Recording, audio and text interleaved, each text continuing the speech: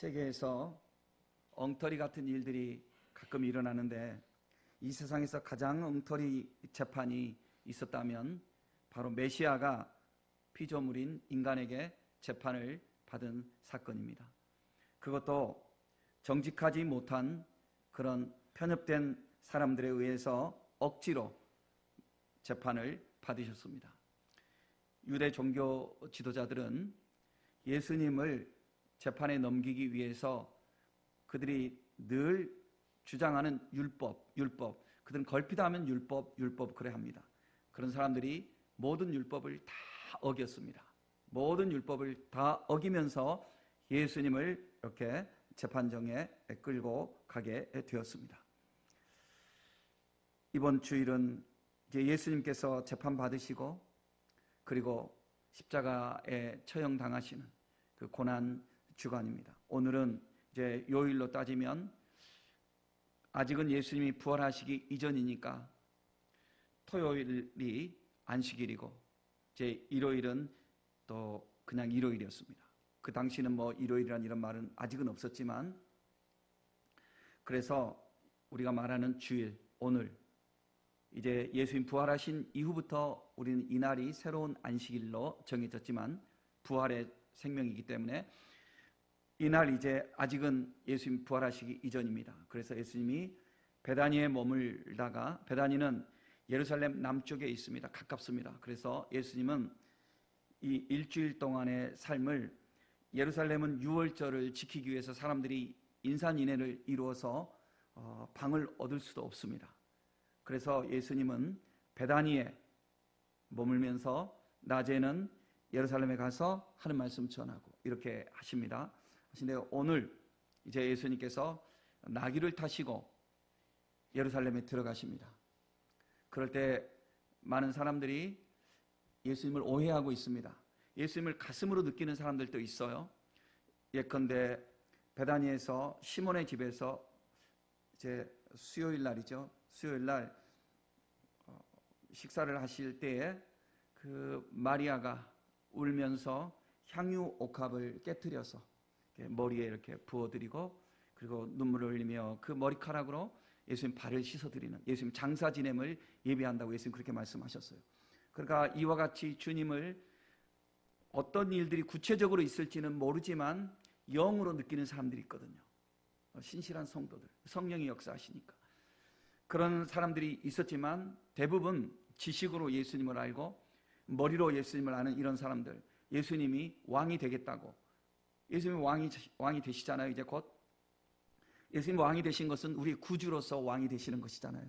그런데 육신적으로 예수님을 생각하는 사람들은 예수님이 예루살렘에 가면 이제 왕에 등극할 거라고, 그래서 제자들도 서로 눈치 보면서 서로 높은 자리에 앉으려고 하고, 심지어 예수님의 육신적인 이모뻘 되는 사촌, 이종 사촌이죠.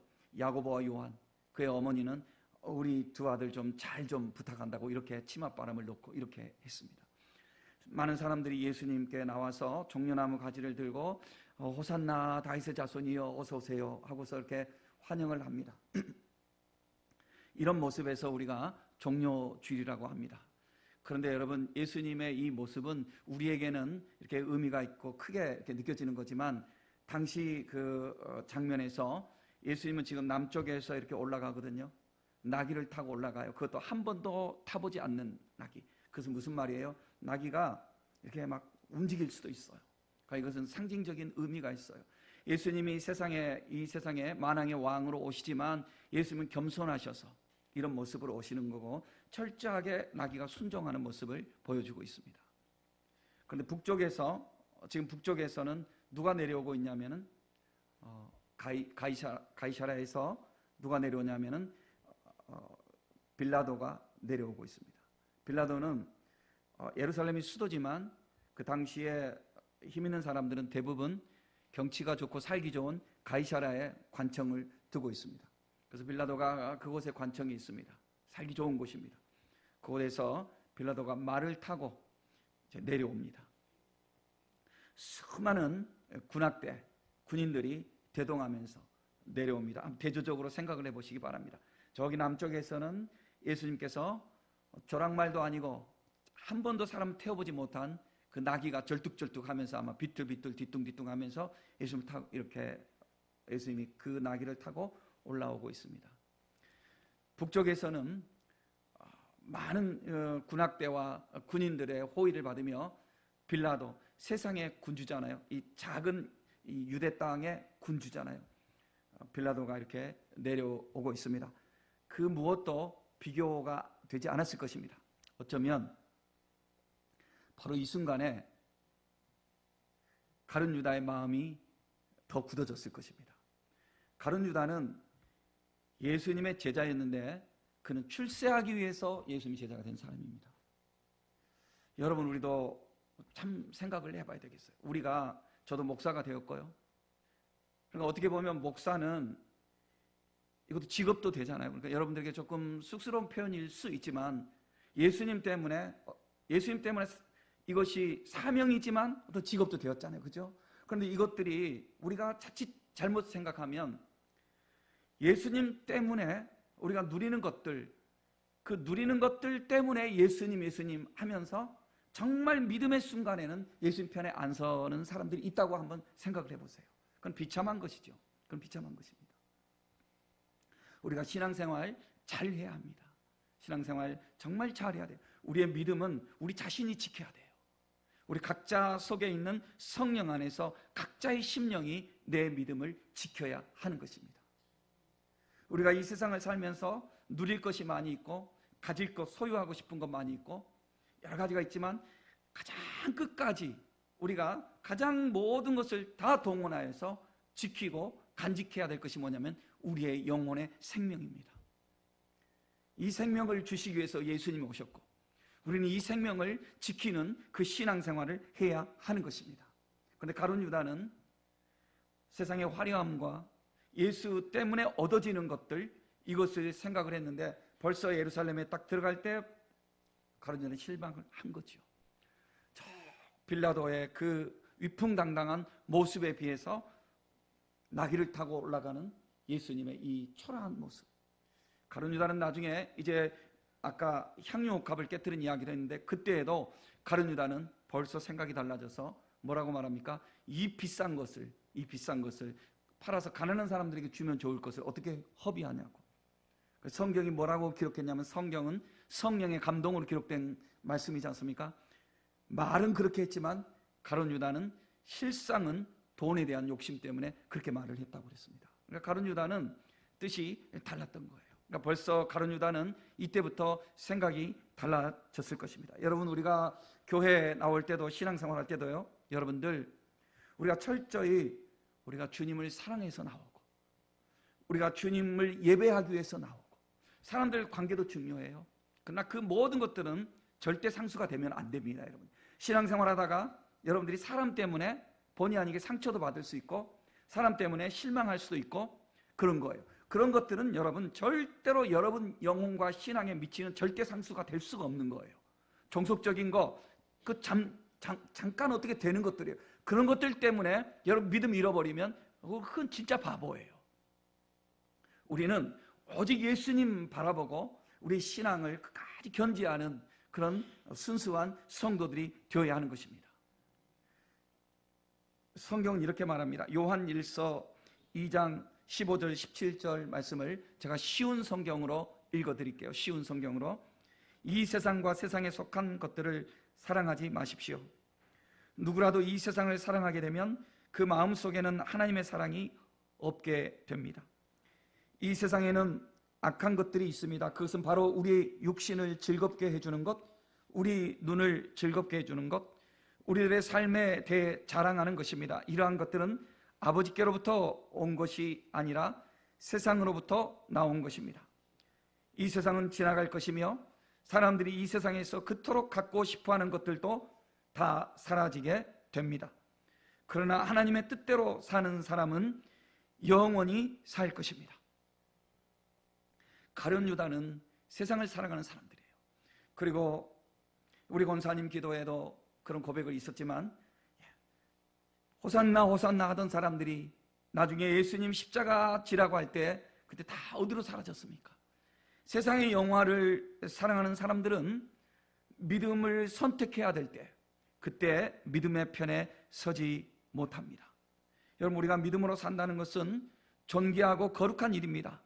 주님께 집중하며 우리의 영혼이 세상에 물들거나 세상에 취하지 않도록 우리는 성령 안에 거하기를 힘쓰며 하나님의 말씀대로 우리가 반응할 수 있는 사람이 되도록 우리 자신을 쳐서 복종시키고 믿음의 정도를 걸어갈 수 있는 거룩한 성도들이 되기를 힘써야 하겠습니다. 예수님께서 이 유월절에 맞춰서 예수님께서 이 예루살렘에 들어가시는 것입니다. 여러분, 유월절은 5월 다음에 6월이 아니고 넘을 유, 넘을 월, 지나간다는 뜻이에요. 무엇이 지나가면 심판이 그냥 지나간다는 뜻이에요. 성경에서 우리의 구원의 과정을 잘 보여주는 그런 전형적인 그림 언어 같은 그런 표현이 있는데 그건 출애굽이에요. 출애굽은 이집트에서 가나안을 향해서 가지 않습니까? 그때 이집트에서 떠나갈 때에 이집트는 이 세상에서 우리의 발목을 쥐고 있는 세력이라고 보면 돼요. 믿음 생활할 수 없도록, 영적으로 보면. 그런데 이 세력이 우리를 놓아주지 않으니까 하나님이 간섭하시죠. 그 10가지 재앙이 옵니다. 이 10가지 재앙 가운데 성도들은 믿음이 단련되고 시험에 들지 않고 깨어있는 자들은 이 은혜를 누리게 되는 것이죠. 마지막에 이 거역하는 흑암의 세력들을 누르기 위해서 하나님께서는 죽음의 심판을 내려주십니다. 그래서 모든 이집트의 첫 태생들이 다 죽임을 당합니다. 바로 왕도 그 심판에서 벗어날 수 없었습니다. 그러나 고센 땅에 거하는 하나님의 백성들은 하나님께서 지켜주시는데, 이때 하나님께서 우리에게 믿음을 선택하도록 명령을 주셨습니다. 그 명령은 뭐냐면, 양을 잡아서, 물론 염소도 잡을 수 있지만 대표적으로 양입니다. 양을 잡아서 그 피를 문 임방이라고 하는 것은 이렇게 대문이 있다면은 이렇게 위에 머리 가로대를 말합니다. 문 임방에, 그리고 문 설주에, 양쪽 설주에 이 피를 뿌리라고 그랬습니다. 그러면 이 피를 보고 죽음을 불러가는 하나님의 종 천사가 그 집을 넘어간다고 그랬습니다. 그래서 유월절입니다. 그 유월절은 하나님의 백성들이 생명을 얻게 되는 지극히 아주 절대적인 구약 성도들에게 있어서 그것은 큰 명절입니다. 대표적인 명절입니다. 그래서 이 유월절을 중심으로 이스라엘의 달력은, 종교적 달력은 다 이렇게 세워지게 되는 것입니다. 그래서 이 유월절에 그 피를 뿌린 그 피는 바로 십자가의 제물로 바쳐지게 될 예수 그리스도의 희생적 보혈을 상징하는 것입니다. 여러분, 예수님은 육신으로 오셨습니다. 우리를 대신하시기 위해서 인간으로 오신 것입니다. 하나님이 직접 오시면 아무도 하나님을 볼 수 없습니다. 그러니까 주님은 우리를 위해서 육신으로 오셨습니다. 그러나 죄 없으신 모습으로 성령으로 잉태하셔서 오셨습니다. 예수님은 하나님의 독생자이지만 그러나 인간으로 오셨습니다. 예수님이 30살이 되어서 이제 33살 때 30살이 되어서 공생애를 시작하시고 33살 때 이제 십자가를 지시게 되는데, 예수님이, 여러분 생각해 보세요. 해마다 유월절이 될 때에 예수님의 마음이 어떠했을까 한번 생각해 보세요. 예수님 마음이. 우리는 성경은 압축 파일입니다. 한 장 읽으면 예수님의 십자가 사건 지나가 버립니다. 우리는 그저 예수님 사랑한다고 하면서도 우리는 타인이에요, 어떻게 보면. 그러나 그 본인이 직접 그것을 당하실 때 예수님 모습을, 예수님 심정이 어떠했을까 한번 생각해 봅니다. 이사야에 보면 그 예수님의 어린 시절에 대해서 예언하는 말씀이 있는데, 그가 새벽 일찍이 일어나 성부 하나님께 가서 기도했다고 합니다. 예수님은 어린 나이 때부터 성부 하나님 앞에 나가서 기도하며 그의 혀가 훈련이 되었고 그의 귀가 들릴 수 있도록 학자처럼 그렇게 훈련이 되셨고, 그리고 예수님은 이제 마지막 유월절이 되셨어. 그때 유월절 되기 전에 예수님께서 오병이어 기적을 베풀고 이렇게 하실 때 사람들이 예수님을 왕으로 삼으려고 그랬어요. 조용히 예수님이 산속으로 피해버리셨습니다. 여러분, 예수님께서 행하신 이적들이 여러 가지가 있는데 1세기 유대 문헌에 보면은 메시아만이 할 수 있는 일들을 유대의 율법주의자들이 세 가지를 말하고 있었습니다. 그것은 뭐냐면 유대인들 중에서, 이방인 말고 유대인들 중에서 태어날 때부터 전신이 나병에 걸린 자를 치료하는 것은, 그러니까 랍비들에게 가서 그들도 치유 사역을 부탁하는 거 아니겠어요? 그 사역은 메시아만이 할 수 있다. 그들이 가르쳤어요. 예수님이 이것을 하셨습니다. 그것은 예수님의 의도가 뭐냐면 보라는 거죠. 보라는 거죠. 너희들이 메시아인 것을 보라는 거죠. 의도적으로 그렇게 하셨어요. 또 하나는 뭐냐면 벙어리 되면서 동시에 귀신 들린 이런 사람을 고칠 수 있는 것은 메시아만 할 수 있다고 그랬습니다. 메시아만. 왜냐하면 그들이 축사 기도를 할 때 말을 따라서 하라고 그랬거든요. 그런데 벙어리가 되면서 귀신이 들린 것은 말을 따라서 할 수 없잖아요. 그러니까 그들이 어떻게 넘겼냐면 이것은 메시아만 할 수 있어 이랬습니다. 예수님이 의도적으로 그것을 보여주셨습니다. 또 날 때부터 소경이 된 사람을 고칠 수 있는 것은 메시아만 할 수 있다고 그랬습니다. 요한복음에 보면 이것도 예수님이 하신 장면이 나오는데 그 실로암에 가서 눈을 씻을 때 실로암에서는 많은 제사장들이 지금 줄을 서서 물을 떠 나르고 있었어요. 그러니까 의도적으로 예수님 그렇게 보내셨어요. 그 사람을 그 현장에서 고쳐주지 않고. 그러니까 그 제사장들과 율법사 이런 사람들이 그 눈을 뜬 그 사람에게 너 정말 예수라는 사람이 너 눈을 떠준 것 맞아? 그러니까 이 사람이 순진하니까 뭐라고 대답하냐면 이상하네요. 여러분들은 그 행간의 뜻이 그래요. 여러분들은 메시아가 오시면, 나 같은 사람은 메시아가 오시면 눈을 뜬다고 했는데 왜 믿지 않으세요? 그 행간의 뜻이 그래요. 여러분. 요한복음 할 때 다시 설명하겠지만 그런 식이에요. 예수님께서 이렇게 하셨지만 그 사람들이 예수님을 메시아라고 인정을 하지 않죠. 예수님은 6월절에 이제 맞춰서 예루살렘에 이제 들어가실 때 예수님의 마음이 어떠했겠습니까? 이제 월요일 지나고 화요일 지나고 수요일 지나고 목요일 지나면 금요일 날 예수님께서 십자가에 달리시는 것입니다. 이 모든 것을 예수님이 생각하실 때 여러분, 예수님의 마음이 얼마나 절절했겠나 싶습니다. 여러분, 우리가 예수님의 은혜로 구원을 받는다 하는 사실을 너무 감사하는 건데 그저 우리의 공로 아니라 주님의 은혜로 구원을 받습니다라고 하면서 그저 한마디 말로 넘어가는 이런 신앙 그렇게 하지 마시고요. 정말 우리도 마음을 다하고, 주님이 그렇게 말씀하셨거든요.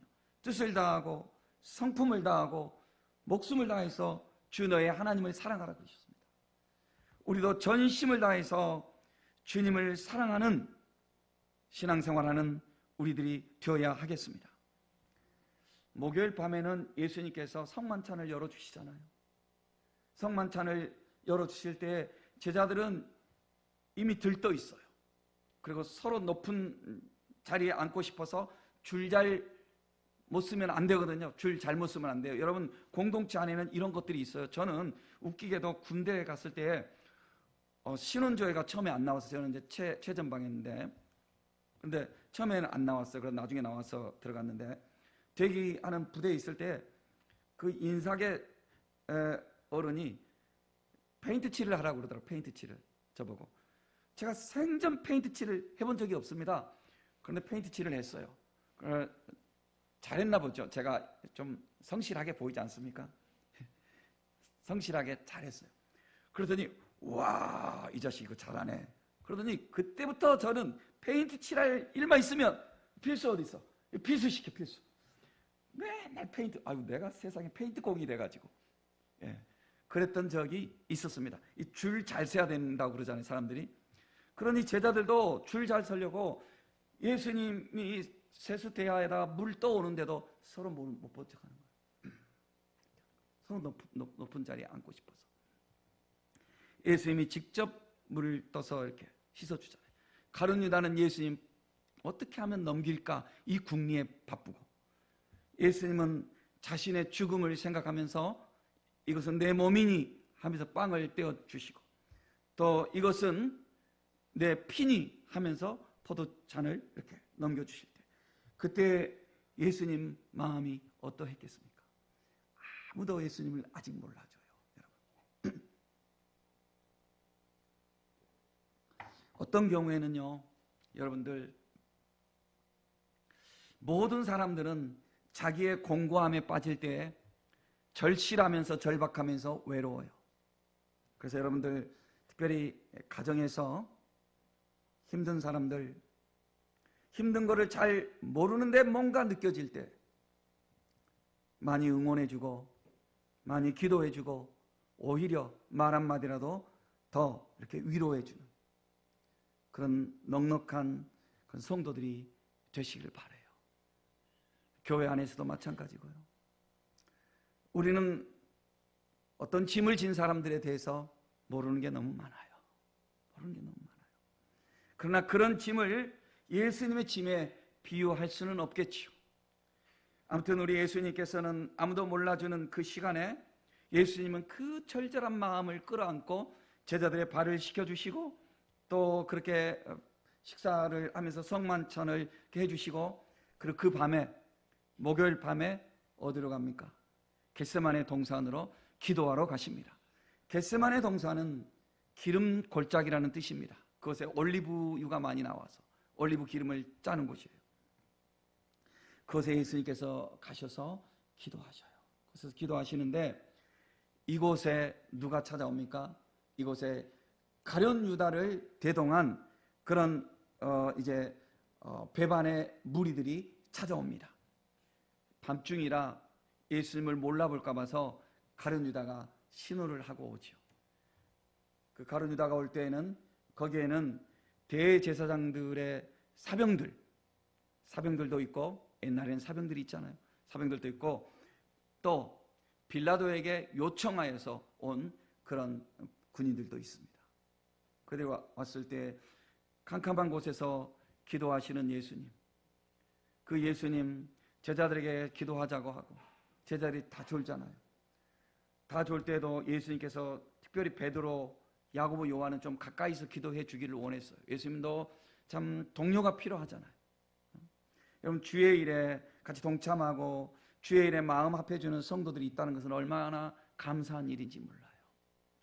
그런데 이들은 예수님의 마음에 지금 몰라요. 자기 피곤해서 생각이 지금 다른 곳에 가 있어요. 예수님이 왕이 되시는데 어떻게 하지? 이 생각만 하고 있어요. 십자가를 질 때까지 제자들은 잘 몰랐어요. 가룟 유다, 어쩌면 빌라도에 비해서 너무 형편없어 보이는 초라한 자기 스승, 이 사람 따라 다녀봤자 별 볼 일 없겠다, 이 생각을 한 가룟 유다. 그는 예수님을 3년 동안 따라다녔지만 신앙이 들어간 것이 아니었습니다. 그는 지식만 들어갔던 사람이죠. 그래서 가룟 유다가 예수님에게 와서 어떻게 하죠? 뻔뻔스럽게 키스를 하지 않습니까? 예수님 다 알죠. 이 모든 걸 다 알아요. 너 할 일을 하라고 그렇게 말씀을 하시고, 예수님 순수히 붙들려 가시게 될 때에 베드로가 너무 당황스럽거든요. 베드로가. 그래서 베드로가 의리가 있는 사람이에요. 그죠? 베드로 너무 당황스러워서 칼을 차고 있다 그냥 말고의 귀를 확 잘라버렸어요. 말고의 귀를. 그래서 예수님께서 베드로야, 칼로 응한 자 칼로 망하느니라 하면서 그 말고의 귀를 다시 붙여주셔요. 참 이런 순간에도 예수님 사랑하시잖아요. 이 베드로가 참 실수도 많이 했지만 참 마음에 들어요. 저는 참 예전에 이제 학생 때 제가 참빛교회, 고등학생 때였는데 참빛교회라고 저기 부산 사직야구장 옆에 있어요. 그 교회 있는데, 아니 어느 날 이제 그 여호와 증인, 그 당시에는 여호와 증인이 교회에 가끔 찾아와서 흔들려고 하는 일이 있었거든. 오는 거예요. 여호와 증인 좀 높은 사람이 와가지고 우리 목사님한테 막 시비를 걸면서 이야기를 하는데, 그날은 우리 목사님이 대답을 잘 못하셔요. 막 버벅버벅 대시고, 왜 저러시 우리 목사님이. 내가 듣기로 공부도 많이 하시고 그랬다는데 우리 목사님이 저러시지 않는데, 제가 좀 약간 좀 그래요. 좀 그랬어 그때.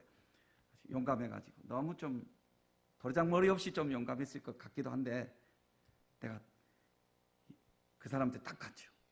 당신 같은 사람은 내 선에서 끝내버릴 테니까 나하고 이야기하자고. 우리 목사님 지금 말씀도 준비해야 되고 바쁘다고 이랬거든요. 그러니까는 이분이 당황스럽잖아요.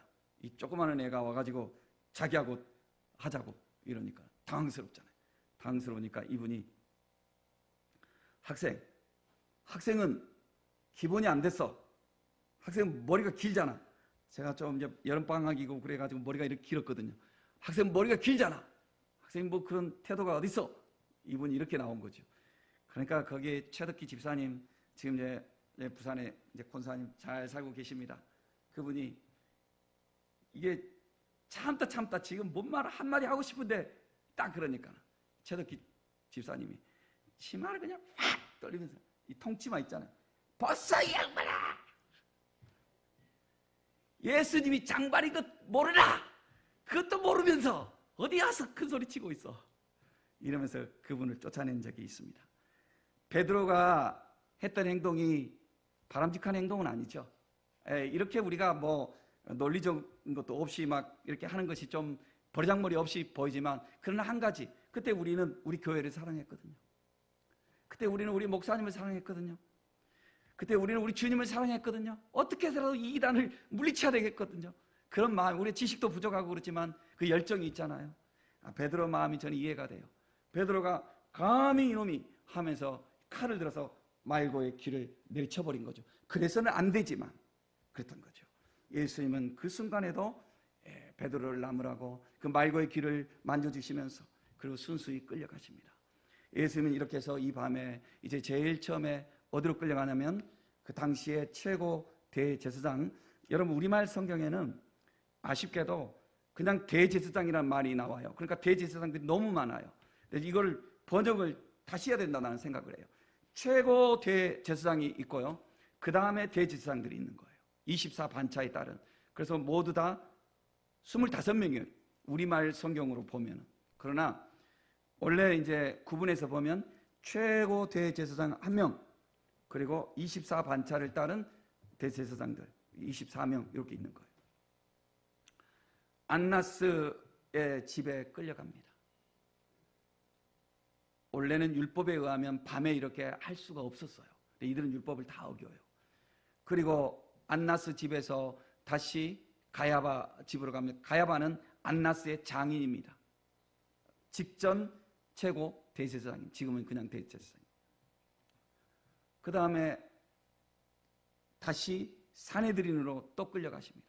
사내들인은 유대 이 종교의 최고 의결 기구입니다. 여기에는 최고 대제사장 1명, 그 다음에 24반차를 쫓는 대제사장들 24명, 그 다음에 또 24명의 장로, 그리고 22명의 서기관, 이렇게 해서 71명이 되는 거예요. 그러니까 이 사람들이 모든 걸 다 의논해서 여기서 결정하면 되는 거예요. 새벽에 사내들인으로 끌고 갑니다. 율법에 의하면 새벽에 사내들인 법정을 열 수 없어요. 그런데 이들은 열어요. 예수님 죽이기 위해서는 다 어겨요. 자기들은 다 어겨요. 거기서 이들은 사형을 언도합니다. 이렇게 되면 예수님을 돌로 쳐 죽여도 되는 것이 그들의 법이에요. 종교법이. 그런데 이들은 예수님을 돌로 쳐 죽이지 못해요. 왜냐하면 군중들이 들고 일어날까 싶으니까 사회적 혼란을 막아버리고 싶어서 이들은 머리를 써요. 어떻게 머리를 쓰냐면 빌라도를 통해서 로마법에 의해서 더 처참하게, 십자가 형틀이고, 로마법의 정치범들은 십자가 형틀이거든요. 십자가 형틀에 예수를 넘겨주자, 이렇게 머리를 쓰는 거죠. 그런데 이들이 머리를 쓰지만 이 모든 것은 여러분 하나님의 약속하시고 예언하시고 하나님의 법대로, 하나님의 뜻대로 지금 진행되고 있어요. 하나님은 예수님이 돌에 맞아서 그렇게 죽는 것이 아니라 십자가에서 구약 성경에 다 예언되어 있어요. 모든 것이 십자가에서 우리를 위해서 제물로 드려지는 그 죽음을 하나님이 예고해 놓으신 거예요. 그러니까 그런 과정을 이 사람들은 자기들이 머리를 쓰는 것 같지만 다 이렇게 하나님 말씀을 성취하는 방향으로 가게 되는 거예요. 그래서 이 사람들은 빌라도에게 재판을 요청합니다. 빌라도는 아무리 봐도 상식이 있는 사람이잖아요. 어떤 때는 여러분, 종교인들이 더 나빠요. 그걸 아셔야 돼요. 종교인들이 더 객관적이지 못해요. 왠 줄 아세요? 자기의 종교 신념이 우상이 돼버리면 그게 이데올로기가 돼버려요.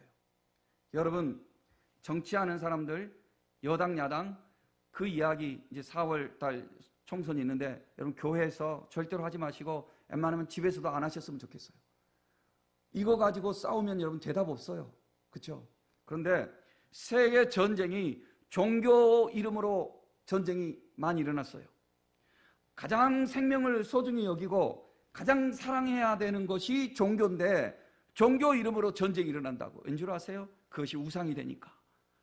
그러니 여러분, 타락한 종교인들 어떻게 막아낼 방법이 없어. 인간적으로는 하나님이 직접 역사하지 않는 한. 참 무서운 거예요. 그러니까 이 유대 종교 지도자들이 자기들이 그렇게 율법 한 사람들이 예수님을 죽이기 위해서는 모든 수단을 다 동원해서 율법을 어깁니다. 놀라운 거죠. 아주 악한 것들입니다. 이 사람들이 빌라도에게 갔을 때 빌라도는 이런 것이 없잖아요. 이런 사전적인 어떤 감정이 없는 사람이잖아요. 그러니까 그가 이성적으로 예수님을 볼 때 예수님을 죽일 만한 죄가 없어요. 그래서 빌라도는 또 자기 부인 클라리우스, 자기 부인도 클라우디아도 자기 남편에게 이 사람은 죽일 만한 사람이 아닌 것 같다고. 자기 감이 있잖아요. 내가 꿈에도 이 사람 때문에 내가 고생했는데 이 사람 죽이면 안 된다고. 자기 부인도 그렇게 나오거든요. 그런데 빌라도가 이제 결국 예수님은 사형에 넘겨주죠. 자기 자리 때문에 그래요. 빌라도가 이제 책임을 피하기 위해서 누구에게 넘겨주냐면 헤롯에게 넘겨줍니다. 여러분, 빌라도는 유대 땅의 통치자예요. 원래 유대 땅은 이제 헤롯 대제가 예수님 태어나실 때 그때 있었던 헤롯 대왕이 유대와 이두메 지역까지 전체 왕이었어요. 그런데 헤롯 왕이 죽으면서 자기 세 아들을 헤롯 아킬라오, 헤롯 빌립, 헤롯 안티파스 요 세 명을 왕으로 나눠줬어요. 나눠주면서 유대 땅, 예루살렘 중심으로 한 유대 땅은 아킬레오 아들 중에 헤롯 아킬레오가 이걸 통치하는데 이 아킬레오가 너무 악한 거예요. 그러니까 로마 정부에서 이 사람을 폐위시켜 버렸어요. 그리고 여기를 직할 통치하는 빌라도를 파송한 거예요. 그래서 유대 땅은, 예루살렘을 중심으로 한 유대 땅은 이 헤롯 아들이 통치하지 않고 빌라도가 통치하는 거예요. 그러나 갈릴리 지역은 헤롯 안티파스가 통치해요. 그래서 6월절이니까 이들이 다 지금 예루살렘에 모여 있거든요. 6월절이 다가오니까. 그래서 헤롯 안티파스도 예루살렘에 와 있어요. 그럼 빌라도가 책임을 넘겨버리려고, 갈릴리 출신이니까 갈릴리를 통치하는 헤롯 왕이 지금 예루살렘에 있으니까 헤롯 왕에게로 보내버리는 예수님을. 그러니까 헤롯 왕도 부담되거든. 자기도 부담되거든요. 예수님을 희롱하다가 다시 보내버리는 거죠. 뭐나 얻을까 하다가 그냥 보내버리는 거죠. 다시 빌라도에게 왔어요. 이렇게 해서 예수님은, 자 보세요, 안티파스, 안디바, 안나스, 가야바, 그 다음에 사네드린, 그 다음에 빌라도, 그 다음에 헤롯, 다시 빌라도.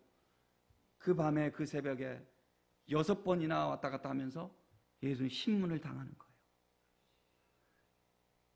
예수님은 이런 모든 고생을 하시는데 빌라도는 어떻게 해서라도 예수님을 놓아주고 싶어요. 그래서 빌라도가 어떻게 하냐면 로마의 채찍으로 치라고 그래요. 당시에 로마의 채찍은 40에 하나를 감하는 데까지 갔어요. 그러니까 뭐냐면 39대까지 때릴 수가 있어요. 40대까지는 못 때리고. 그러니까 39대를 이렇게 맞으면 로마 채찍은 세 가죽으로 되어 있는데 못이나 나사 그런 거 있잖아요. 그리고 유리 이걸로 꼬아져 있기 때문에 이것이 살점을 뜯어낼 만큼 그렇게 아파요. 그러니까 예수님은 사실 십자가 지시기 이전에 이미 초죽음을 당했어요. 예수님을 어떻게든지 풀어주고 싶어서 유대인들이 그러면은 분이 풀릴까 봐서 빌라도가 이런 선택을 한 거죠. 유대인들은 절대로 끝까지 예수님 죽이라고 하죠. 그러니까 마지막으로 빌라도가 카드를 내놓죠. 마지막 카드. 바라바라는 아주 악명 높은 죄수가 있는데 유월절 특사로 내가 한 명을 내가 풀어주고 싶은데 바라바하고 예수 이 두 사람 중에서 너희들 선택하라. 그러니까 그 사람들이 악명 높은 그 죄수 바라바를 선택해요. 그리고 예수님을 결국 십자가에 넘깁니다. 빌라도가 사실은 예수님을 자기 권한으로 넘겨줄 수도 그냥 사형을 시키지 않을 수도 있어요. 그런데 왜 빌라도가 이렇게 할 수밖에 없었냐면 당시 정치적 상황이 빌라도가 지금 굉장히 공궁에 빠졌어요.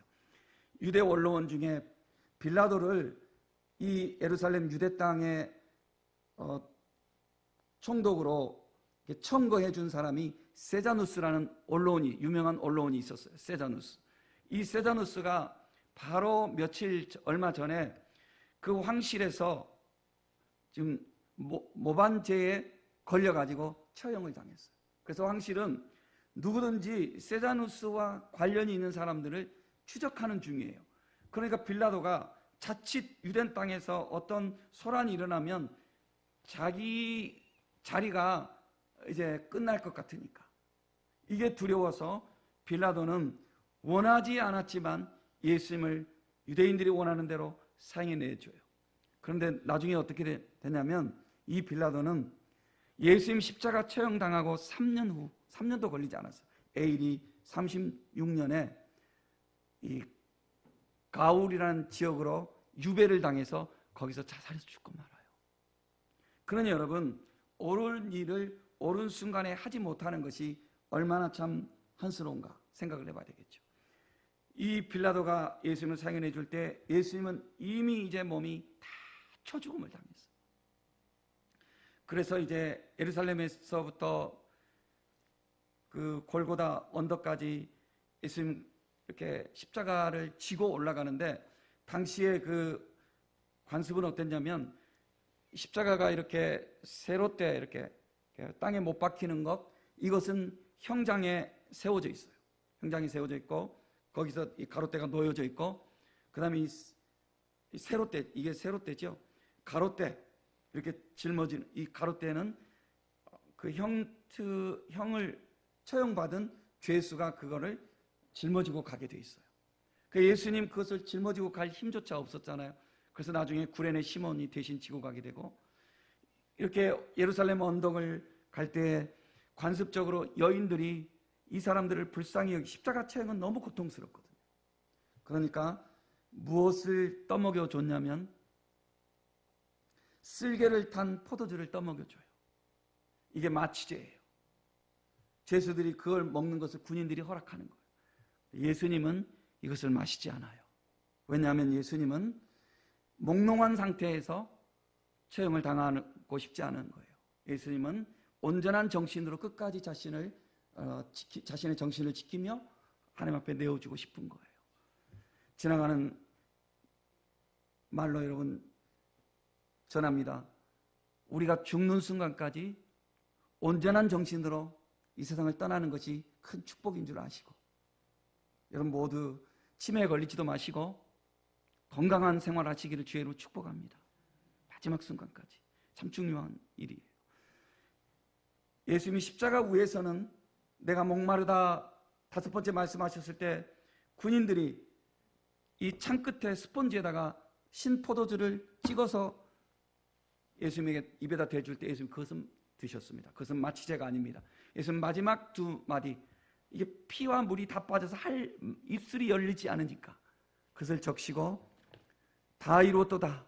아버지 내 영혼을 아버지 품에 의지합니다. 이 2마디를 하시고 세상을 떠나십니다. 이렇게 예수님이 이렇게 세상을 떠나시고 예수님이 올라가실 그 길을 우리는 고난의 길 혹은 순환의 길 이래가지고 비아 돌로로사라고 이렇게 말을 하는데요.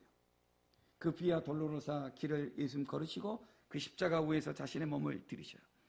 이것을 우리는 소위 예수님의 순환이라 고난주간마다 이렇게 말을 합니다. 예수님의 순환. 한 10년 전인가 Passion of Christ라는 The Passion of Christ라는 영화가 나온 적이 있습니다. 예수님 고난 받으시고 십자가 달리시고 하는 그거. 제가 그 영화를 보면서 생각을 해봤습니다. 패션이 뭘까? 패션이 뭘까? 패션은 고난이란 뜻이거든요. 그런데 패션을 P자를 대문자로 쓰면 예수님의 순환이란 뜻이거든요. 패션을 다른 뜻으로는 열정이라고 하거든요. 패션 열정이란 말도 있어요. 저는 이렇게 생각을 해요. 예수님의 고난은 예수님의 고난이지만 동시에 예수님은 우리를 사랑하시고 하나님을 사랑하시기 위한 예수님의 그 열정이 그 고난을 감당하셨다. 그 패션은 여기서 두 가지 의미가 있구나. 예수님이 순환도 되지만 예수님의 열정이에요. 예수님의 열정. 무엇을 향한 열정인가? 진리를 지키기 위한 열정, 하나님의 교회를 세우기 위한 열정, 하나님의 말씀을 세우기 위한 열정이에요. 예수님이 성만찬을 하시는 그날 요한복음 13장 1절에 보면은 성경이 이렇게 기록하고 있습니다. 예수께서 자기가 떠나갈 때가 이른 줄 아시되 세상에 있는 자기 사람들을 사랑하시되 끝까지 사랑하시니라 그랬습니다. 끝까지 사랑하시니라. 이 끝까지 사랑, 예수스 에가파산 에이스텔로스는 뭐냐면요, 에이스는 향하여서, 텔로스는 뭐냐면 ultimate goal이에요. 궁극적인 목표를 말해요. 텔로스는 헬라어에서. 예수님은 텔로스를 이루기까지 우리를 사랑하시는 거예요. 그러니까 끝까지 사랑하신다는 것은 죽어가는 순간까지 시간의 끝을 말하는 것만이 아니에요. 예수님이 끝까지 사랑하신다 하는 것은 뭐냐면 사랑의 목적을 이루기까지 사랑하신다는 거예요. 예수님은 어떤 순간에도 이 사랑의 목적을 이루시기 위해서 자신을 끝까지 하나님 앞에 드리신 분이에요. 심지어 그 고통스러운 십자가를 치실 때 여인들이 주는 마취제, 그 마실 수 있잖아요. 그것도 마시지 않았어요. 그 채찍을 맞으시면서도 다 견디셨어요. 그리고 마지막 십자가 위에서 마지막까지 주님은 우리의 구원을 위해서 하나님 앞에 기도하시고 성부 하나님께 자신의 영혼을 맡기시면서 그 사명을 완수하셨습니다.